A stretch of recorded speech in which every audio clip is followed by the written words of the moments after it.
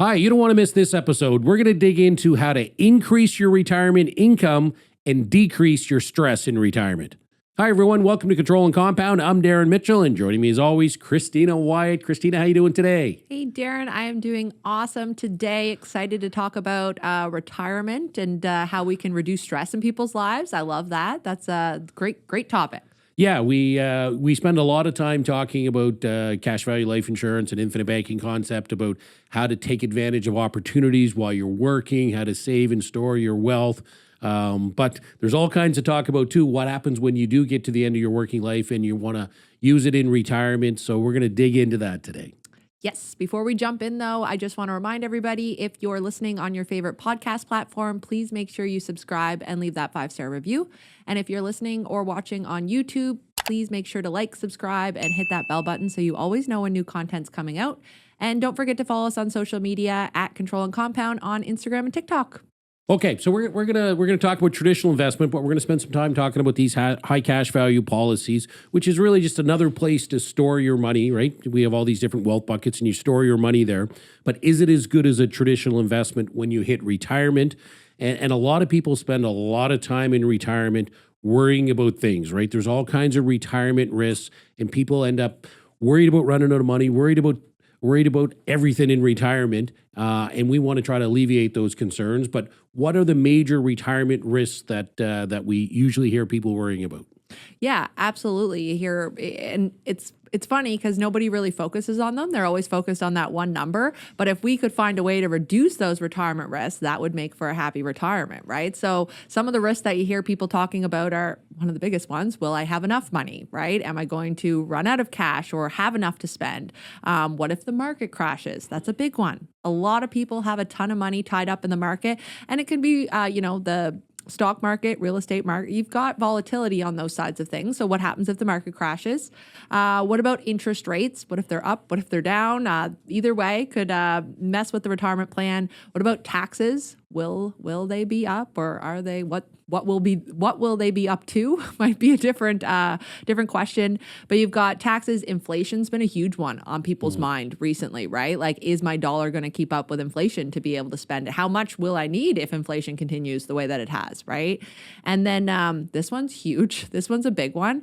Will I outlive my money? Unfortunately, none of us know the day that we're going to die, and fortunately, people are living longer with, medicine and things that we can do, taking care of our health. You can live a very long time, but people sit down to do a retirement plan and they're like, which age would you like me to put you at dying? And you're like, no, that's stressful. Like, I don't know, 85, 86. How am I supposed to know? Like, am I going to outlive my money? Longevity is a huge concern for people that are going into retirement, right? Yeah, that longevity, that's huge. We'll spend some more time later on that. But you tell me the day you're going to die, and then we can build a detailed plan for that. But other than that, we're going to have moving parts and different variables. So how do we mitigate those variables and risks? So when we talk about the cash value life insurance policy and how it can mitigate some of the risks in the retirement plan, let's talk about a few of these. One of them is a volatility buffer. So what is a volatility buffer, and how does this cash value life insurance? If you think what most people have in retirement, and again, we're talking about to complement the other things you're already doing, right? This isn't going to be your sole thing.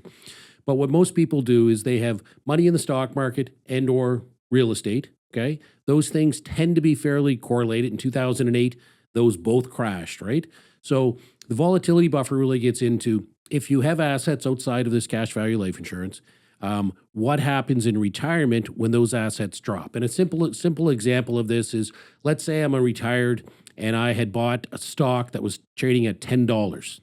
Well, if that stock went down to $5 in year 2, and then in year 3 went back up to $10, I didn't lose any money. No harm, no foul, because I was able to stay invested in the market. The concern in retirement that's different in your working life is you're probably going to want to sleep indoors. You're probably going to want to eat. So even when the markets are down, people need to spend money. So in that example, what happens if the stock went from $10 to $5 in year 2, and I needed to take some money out to live on? Well, once you take that money out or sell that stock at 5, when it goes back to 10, there's no way you can ever recover from that. If you sell in a low market, there's almost no chance of recovering. And just one or two of those situations can drastically impact your retirement. So the strategy of the volatility buffer is, let's have an asset that's uncorrelated. And the ultimate uncorrelated asset is cash value life insurance. Uncorrelated to the stock market, uncorrelated to real estate. We saw in 2008 when everything else crashed, what happened? Cash value life insurance, we pay dividends of 7% and change. 2020, 21, we had that little COVID collapse shortly. What happened? Cash value life insurance didn't worry. People were calling me up during COVID at the beginning going, oh my God, the market's crashing. What's happening to my cash value? I'm like, it's going up every single day like it has for 150 years. And they're like, oh, I think I'll go wash my vegetables now and, worry about something else. So the strategy of the volatility buffer is, when your other investments drop, well, that particular year, instead of selling your investments when they're low, leave those, give them a chance to come back. And then you go to your cash value life insurance, the uncorrelated asset, and say, great, I'm going to borrow $100,000 or $50,000, whatever you need that year to live off, and then give my stock market or real estate a chance to come back. You never want to sell real estate in a low market. You never want to sell stocks in a low market. So that those years of the low market, you access loans from your cash value life insurance policy. And that strategy means you could have anywhere from 50 to 100% increased income in retirement while reducing the risk. Absolutely. That one's a great strategy. We actually have a full podcast on it if anybody wants to check it out, the Volatility Buffer podcast, but great explanation of it and how we can use it. So I want to talk about another way that we can mitigate some of these risks that we started with. And this one, I want to bring the death benefit in. So in the early years, the death benefit doesn't get a lot of love when we're talking about high cash value life insurance, right? We're really focused on those cash values and doing our investing and whatnot. But when we hit retirement, the death benefit really comes into play. And we call it the ticket to be able to spend your own money. So this is talking about spending. So when people have a death benefit in place, they can look at spending their money a lot differently. And there was actually an example that you had in the book, Be the Bank, that I wanted to kind of go through today to show how that death benefit can allow you to spend more in retirement and not worry about, running out of that money. So here, or an example that I'm looking at, I'm just going to kind of run through the numbers, is person A, person B. So in the book, we've got person A, person B. Person A had term insurance, term 10, and at 65, it's expired, right? We don't want to pay that high premium to keep it. We're just going to get rid of life insurance altogether, which a lot of Canadians tend to do, actually. They don't have life insurance going into retirement, which is a bad move. Person B has a life insurance policy that has a $1 million death benefit. Now, there's probably going to be cash, but let's just forget about the cash for a minute and focus on what that death benefit allows us to do. So now they're both sitting down and they're chatting about their retirement spending plans, like you would at 65. They have $1 million that they sold a property. Let's say they've got $1 million. They don't want to do that volatility scene, so they put it into a guaranteed rate of return at 4% is what is available at the time. So they take the 4% guaranteed rate of return. Now it's time to talk about how much can they spend. And we always say this. I've never run into somebody that says, how much money do I have in retirement? They always say, how much can I spend in retirement? Because that's the golden question. And when we talk about spending plans, this is how these two plans change. So person A sits down, they've got the $1 million, it's earning 4% per year. They're like, okay, well, I can start spending that down, but what happens if I spend it for, let's say 10, 15 years, and then I die, and then my spouse lives for another 10, 15 years, and they're completely out of cash because we've spent it and they don't have that. Like, I'm not going to take care of my family with this, right? Well, they've decided, which again, a lot of Canadians do, is I'm just going to live off the interest. I'm going to play the safe mode. I'm going to keep that $1 million intact. I'm going to take $40,000 per year at a 35% tax rate. I'm going to pay $14,000 and I'm going to get to spend $26,000. But I know that my family's taken care of. My spouse has got that money. So I feel pretty good about that. Well, person B sits down and they have a completely different conversation, a happier conversation, I'd say, because they say, okay, well, I've got $1 million. I'm going to spend that money right down to zero over the next 30 years in retirement. And I'm not really worried about it because if I die, well, my spouse is getting $1 million. I'm completely replacing it because I have this death benefit that's been put to the side for me. So what ends up happening is they spend down from, 20 years. Sorry, I said 30 years. take that. Thanks, Darren, for reminding me. So it was 20 years that we did, 65 to 85 when I'm looking at the example. But they spend it down over 20 years. And over that 20-year period, what ends up happening is they're able to spend a lot more. So around $73,000 per year, they're spending that million, they're making their 4%. But at the end of this is where the big difference comes in. At 20 years, person B has spent 1.3 million and person A has spent 520,000. And it's all in the mind shift of knowing that they have that death benefit there that's able to replace that, right? Nothing else. It's a pretty big peace of mind having a death benefit in retirement. Wow, that's huge. So same $1 million, but again, people get worked up about what's my number. How, I need $1 million, $2 million, $5 million, $500,000, whatever your number is. But no one says, what can I spend? And you just illustrated there. Same person A and person B both have $1 million, and one guy's going to spend $1.3 million over 20 years, and the other couple's going to spend $520,000. That's like 2.5 times more money. Now, when we show clients this, sometimes they go, well, that was cool, but after 20 years for person B, I've spent my money all down to zero. What can I do? Well, we also have, we call this asset insurance. So what other assets do you have? And I'll use me in this example. So, or we use anyone. If you're in Ontario right now and you own a home and you're 50 years old, let's say it's worth $1 million. Well, if you think of what that home is going to be worth, at the time you're 85, let's just play it out a couple, not even to that age. If it's worth $1 million now, and let's say it's even 5% a year, it's going up in value. Well, every 14 years, it's going to double. So the next 28 years, your $1 million home is going to go to 2 million, then 4 million.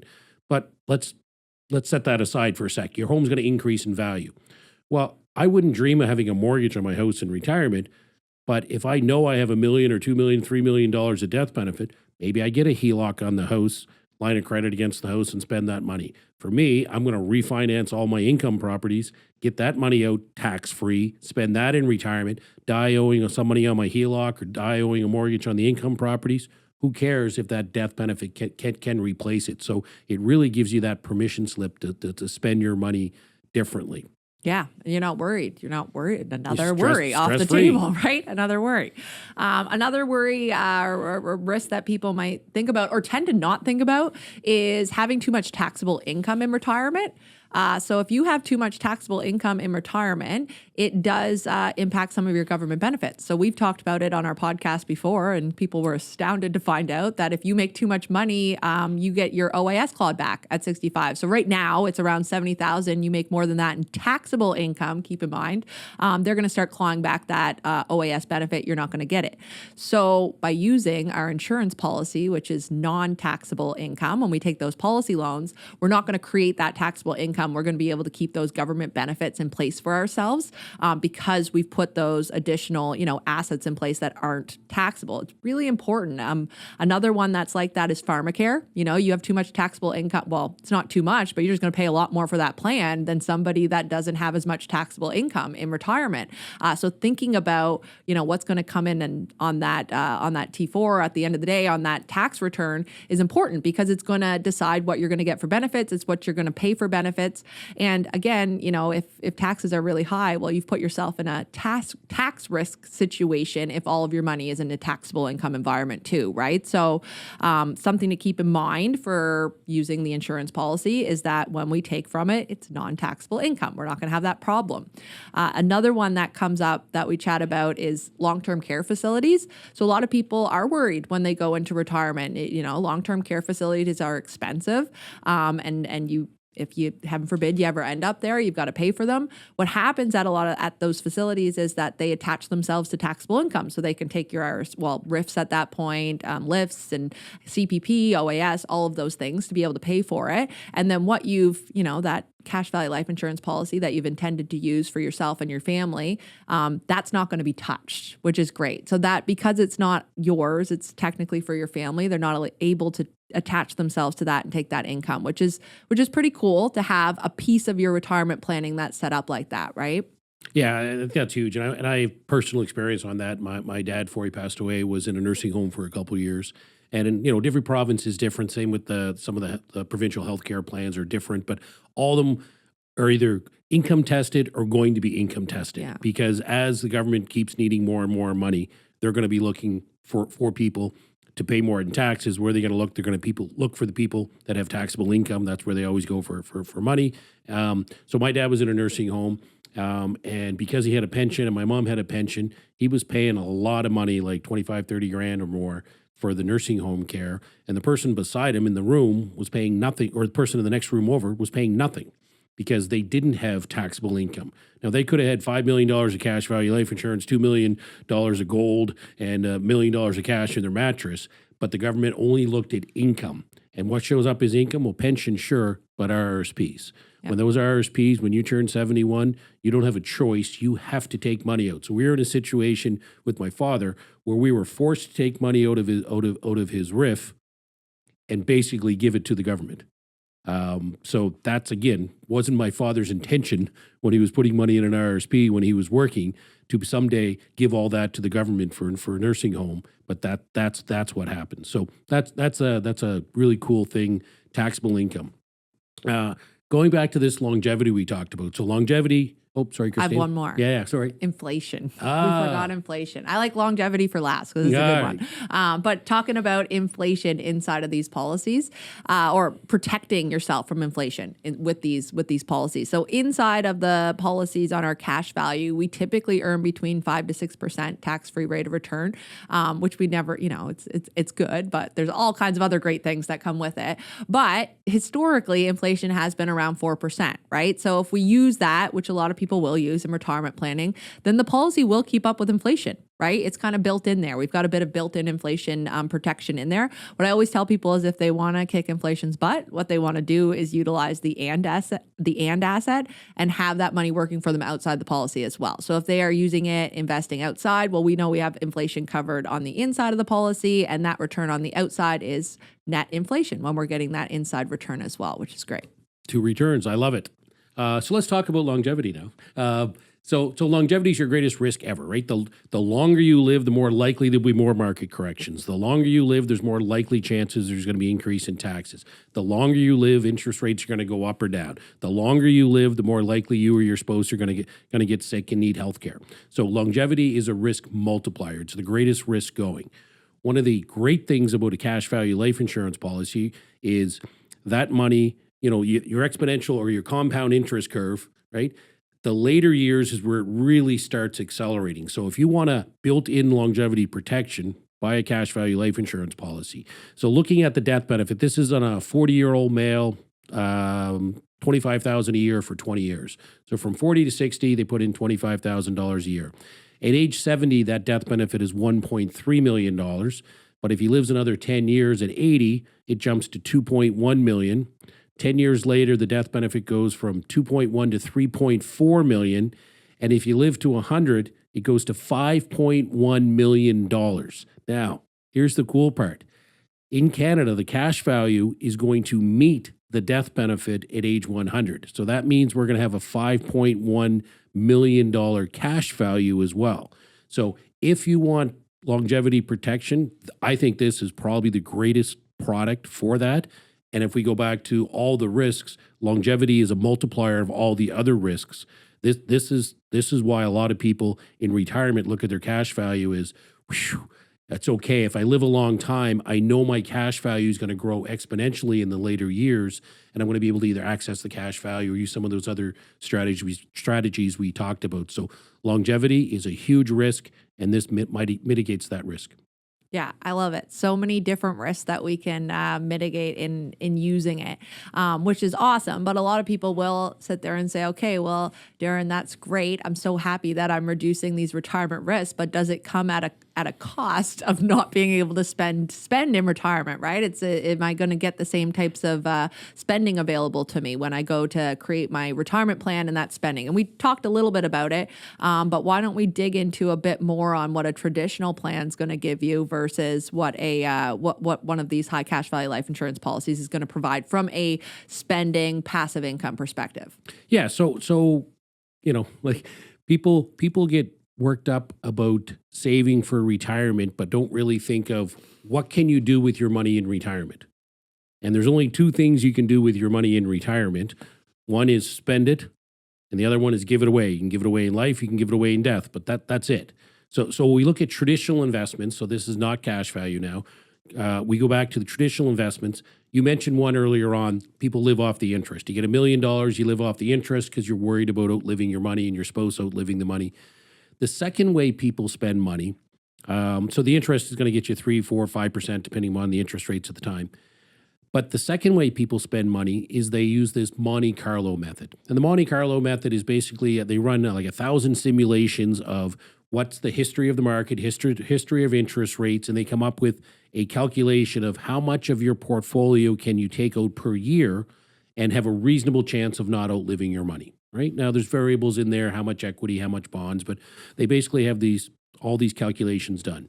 So it's usually somewhere around 4%. It used to be around 3.5. Interest rates are up a little bit. They're calling it the 4% rule. If you just Google 4% rule, Dr. Wade Pfau does some great stuff on that. But think of that. You get $1 million. If you live off the interest, you're going to have, 30 or 40 grand a year less tax. If you use the Monte Carlo method, maybe you'll have 40 grand a year, but that's not a lot of money to live off because, you're making 100 grand today and you want to retire on 100 grand in 20 years. Well, just to keep pace with inflation, you're going to need to make 180 grand in 20 years. And then you're going to need $5 million in order to pump out 180 grand a year. So the traditional way of spending money, people don't think of that when they're saving money, but the traditional ways of interest or Monte Carlo are not efficient, not going to give you much of an income compared to how much you saved. The second part of that is, okay, what happens if I give it away? And typically we're talking about giving away at death. And, we've used the RSP example before. You have $1 million in your RSP and you live in Ontario and you die, you're going to basically pay about 53.5% tax on that. Okay, Nova Scotia, you're going to pay 54. So your $1 million in your RSPs, 540 grand goes to the government, 460 grand gets split between your kids or your beneficiaries or your charities. So not an efficient, traditional investments, not an efficient way to spend in retirement. It's not an efficient way to give your money away in retirement. And those are the only two things we can do. But no one talks about that. They all talk about saving money, growing a big nest egg. But you got to begin with the end in mind. If the end game plan is to spend money in retirement, not worry, well, I don't see how traditional financial planning can get you there unless you have a whack of money. So now we talked about traditional financial planning not being a great way to spend or give your money away. What about cash value life insurance? How do you spend that in retirement? What happens to that when you die? Tell us about that, Christina. Yeah, the big question here. We got rid of those retirement risks. Now, what about the spending? And I encourage our listeners, if you haven't already, to go back and listen to our podcast on the Insured Retirement Program. We did a full podcast on it, which really digs into all of these numbers in detail. But I'm just going to do a bit of a high level. So when we talk about the giving it away at death, well, the life insurance is always going to win. It's life insurance. So it's always going to be more. It's going to be tax-free. It's going to bypass probate. It's going to be better from a giving away perspective. But what about the spending, right? We want to spend our money in retirement. You want to spend your own death benefit is kind of what we do here. So what we do in retirement is we take those cash values and we start borrowing against them. We use our lines of credit and we have the death benefit pay them back. And when we look at comparisons and we bring them up quite a bit where we compare it to a traditional investment, what ends up happening with those traditional investments is you're getting taxed on the growth, you're getting taxed when you spend it, and you're just not getting the same amount. So we had one in the Insured Retirement Plan podcast that we did, and it was a 40-year-old male that had put $25,000 in per year for 20 years. And in the traditional investment route, he runs out of cash, at around 82, whereas this one keeps going until age 90. At the end of this, you put 500,000 in, he gets to spend 943,000 with a traditional investment. And on this side, he spends 1.4 million and still leaves $895,000 behind with a death benefit. So that's a total of 2.3 million versus the 940,000 you're going to get on the other side. So I can tell you that the spending it's going to work. We've done the numbers, we've done the math, and the spending, the giving it away, it gets better on the life insurance side, right? And numbers, don't lie. The math all plays itself out, and it has to do with the efficiency of the tax savings that we have, that uninterrupted compounding that we have, and all the great benefits that come with the high cash value life insurance. I love it. Okay, so to quickly recap here, we kind of talked about if you want to spend your money in retirement, we talked about how cash value life insurance can double or triple or significantly increase the amount you're going to spend. If you're going to die, which we're all going to die someday, cash value life insurance is way more efficient to give that money away. And then finally, if you're worried about those retirement risks, and if you're not now, it means you're not retired. Because if you're retired, you're worried about all those retirement risks. And we talked about how cash value life insurance can significantly either mitigate or eliminate those retirement risks versus traditional planning can't. So in all three accounts, cash value life insurance wins. Strengthen your retirement. Not the only thing you should be doing for retirement. It's one of the complementary things you should be doing for retirement. Absolutely. That's it. Thanks for watching. Thanks for listening. Have a great day. Thanks for watching this episode of Control and Compound. Don't forget to subscribe and hit that bell button so you never miss a new episode. And if you're ready to learn more, head to our website, controlandcompound.com. The link's below.